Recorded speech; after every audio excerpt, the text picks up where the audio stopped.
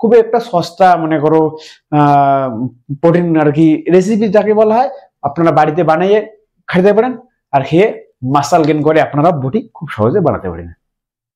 জয় হিন্দ বন্ধুরা, welcome back to my channel Bangla body fitness. তো বন্ধুরা, আজকে যে ভিডিও বানাবো বন্ধুরা সেটা হচ্ছে একটা ডায়েটের সম্বন্ধে। তো ইয়েস বন্ধুরা, আমার কাছে অনেক কমেন্ট আসে যে আমরা খাবো কি, জিম করার পরে তো আমার সেমন প্রোটিন নেই খাবার মতো, বা জিম করার আগে সেমন আমার প্রোটিন নেই যে আমি খাই এনার্জি পাবো বা বডি বানাবো।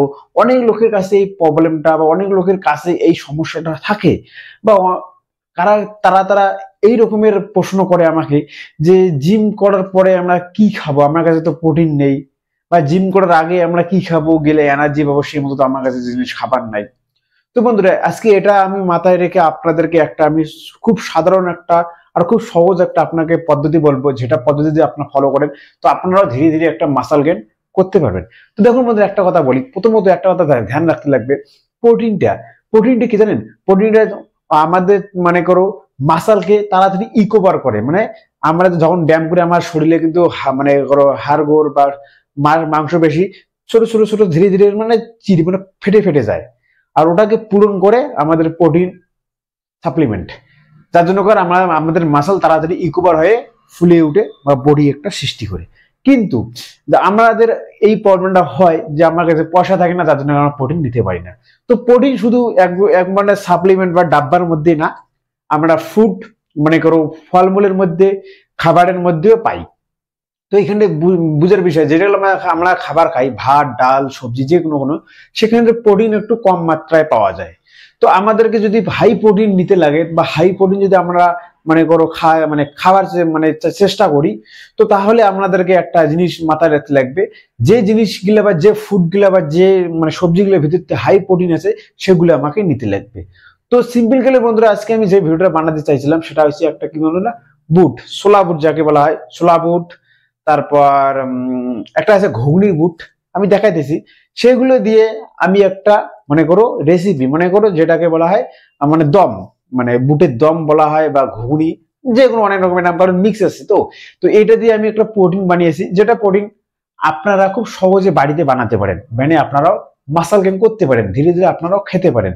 তো আপনাকে ধ্যান রাখতে লাগবে এটা, যাতে ওইখানটা বেশি মশলা না হয়। তো আমি একবার আপনাদেরকে দেখাই আমার ঘুগনিটা ও আমার রেসিপিটা। তো বন্ধুরা, আপনারা দেখতে পাচ্ছেন ভিডিওর মধ্যে, দেখুন দেখতে পাচ্ছেন এইখানটা দেখো টমেটো আছে, তারপর যে ঘুগনির যে বুটটা আছে না সেই বুটটা আছে, আর ছোলাটা আছে। তো এইগুলা আমরা কি করছিল আগে, মানে জলের মধ্যে 2-3 ঘন্টা ভিজিয়ে রাখছি ছোলাটা আর ঘুগনিটা, মানে ঘুগনির যে বুটটা দেওয়া হয় সেই বুটটা। তো দুটো অল্প অল্প করে মনে করো 50 গ্রাম আমরা ভিজে রাখছি, 2-3 ঘন্টা জলে মানে হওয়ার পরে তাদের মানে সিদ্ধ করছি। তো মনে রাখবেন বন্ধুরা, এইখানটায় বেশি মশলা আমরা ব্যবহার করবো না। যখন আপনার বাজারে যে ঘুগনি গুলা খাই বন্ধুরা, সেখানে অনেক রকমের মশলা দেওয়া থাকে, অনেক রকমের আর কি মশলা, যে মশলাগুলো আমাদের শরীরের পক্ষেও ভালো না। তো ওই জন্য আপনারা চেষ্টা করুন বাড়িতে বানানোর জন্য। আমি যে ঘুগনিটা বানিয়েছি বন্ধুরা, এটা একদম বাড়িতে বানানো, এখানে কোনো মশলা বেশি নেই, শুধু একটু নমক মানে লবণ আছে যেটাকে বলা হয় নমক, আর আর তেমন কোনো মশলা নাই, শুধু নমক আর একটু মানে মির্চি আছে, মানে মরিচ আছে, বাস এতটুকুই। তো এইভাবে যদি আপনারা বানান বন্ধুরা, তারপরে একটা কাজের বন্ধুরা আলু আছে, একটা আলু দিয়েছে কার্বোহাইড্রেটের জন্য, আলুটা দিলে আর কি মানে একটু টেস্টটা ভালো হয় এটাই। তো খুব সিম্পলি একটা রেসিপি বন্ধুরা, আপনারা চাইলে বাড়িতে বানাতে পারেন। তবে ধ্যান রাখবেন কি জানেন, এই রেসিপিটা বানানোর সময় আপনারা একটা কথা মনে রাখবেন, আমি বারবার বলি, মশলা না দিয়ে শুধু একটা আলু কেটে দিন আর ছোলা দিয়ে আপনারা বাড়িতে নর্মাল ভাবে বেনে খেতে পারেন। এটা আপনাদের মাসল গেইনকে খুব তাড়াতাড়ি দ্রুত কাজ করবে। আপনার যদি আপনার কাছে পয়সা না থাকে, টাকা পয়সা না থাকে, তো খুব সহজে আপনারা এটা বাড়িতে বেনে ধীরে ধীরে এভাবে শুরু করতে পারেন। যাদের যাদের প্রশ্ন থাকে যে আমার কাছে তো টাকা পয়সা নাই, তো বন্ধুরা দেখুন, এই মানে ছোলা বুটগুলা খুব সস্তায় আপনারা বাজারের মধ্যে পেয়ে যাবেন, আর এগুলো আনে আপনারা বাড়ির মধ্যে সিদ্ধ করে খেতে পারেন। একটু টেস্টের জন্য লবণ দিন, একটু আলু দিন, ঘুগনির মতো বেনে খুব খেতে পারেন খুব সহজে। আর এগুলো আপনারা ওয়ার্কআউটের পরেও খেতে পারেন, ওয়ার্কআউটের আগেও খেতে পারবেন। তবে একটা কথা মনে রাখবেন, যদি ওয়ার্কআউটের আগে খেতে চান এনার্জির জন্য, তো কমন 1.5 ঘন্টা বা 1 ঘন্টা বা 40 মিনিট, এর নিচে কখনোই না। তো আমি সাজেশন করি যদি আপনার এটা খেতে চান, তো কমন 1 ঘন্টা আগে খান, খায় 1 ঘন্টা খাওয়ার পরে গিয়ে ওয়ার্কআউট করুন, তাহলে এনার্জি পাবেন।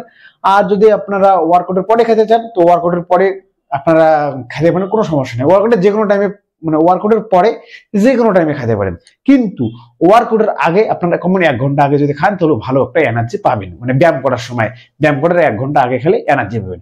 আর ব্যায়াম করার পরে আপনারা যে কোনো টাইমে খেতে পারেন। তো ওটার মানে একটা প্রোটিন আছে, হাই প্রোটিন, ক্যালোরি, কার্বোহাইড্রেট সবকিছু আপনারা পাবেন এখানটায়। খুবই একটা সস্তা মনে করো প্রোটিন আর কি রেসিপি যাকে বলা হয়, আপনারা বাড়িতে বানিয়ে খেতে পারেন আর খেয়ে মাসল গেইন করে আপনারা বডি খুব সহজে বানাতে পারেন।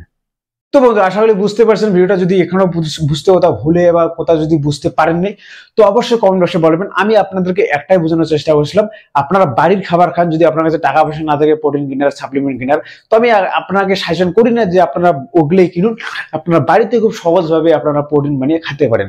যদি আপনার কাছে সেরকম টাকা পয়সা না থাকে তো খুব ইজি, খুব সহজে আমি আপনাদেরকে বোঝালাম, সেভাবে আপনারা খেতে পারেন। আর ধীরে ধীরে ওয়ার্কআউট করুন, ব্যায়াম করুন। তবে মনে রাখবেন ব্যায়াম করাটা বিশেষ দরকার।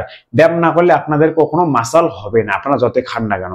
ওই জন্য খাবার সাথে সাথে ব্যায়ামটাও করবেন, আর ব্যায়ামটা করার সাথে সাথে খাবার দাবারও খাবেন।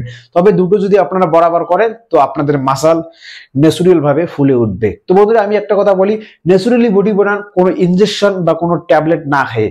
যদি ইনজেকশন আর ট্যাবলেট না খান তো বন্ধুরা ন্যাচুরালি বডি দেখতে ছোট হলে সৌন্দর্য, আর একটা কথা বলি কি, মজবুত হবে। ওই ইনজেকশন আর ওই ট্যাবলেট খাওয়া বডি খোকলা বডির মতো হবে না। যে বস আছে না, নাবের বস দেখছে না, যে উপরে দেখতে অত সুন্দর, ভিতরে খোলবা না, একদম ফোল্লা, কিচ্ছু নাই। তো সেরকম ইনজেকশন আর ওই যে ট্যাবলেট খাওয়া বডি ওই মতো হয়। আমি একটা কথা বললি, আপনার ন্যাচারাল বডি বানান, শরীরে কোনো রোগ ব্যাধি হবে না, লিভারের কোনো প্রবলেম হবে না, কিডনির কোনো প্রবলেম হবে না, একদম শরীর একদম ফিটিং থাকবে। তো বন্ধুরা আজকে মানে এটাই আশা করি বুঝতে পারছেন। দেখা হবে পরবর্তী আরেকটা ভিডিওতে। ভালো থাকুন, সুস্থ থাকুন আর ন্যাচারাল বডি বানিয়ে ফিট থাকুন। জয় হিন্দ, বাই বাই।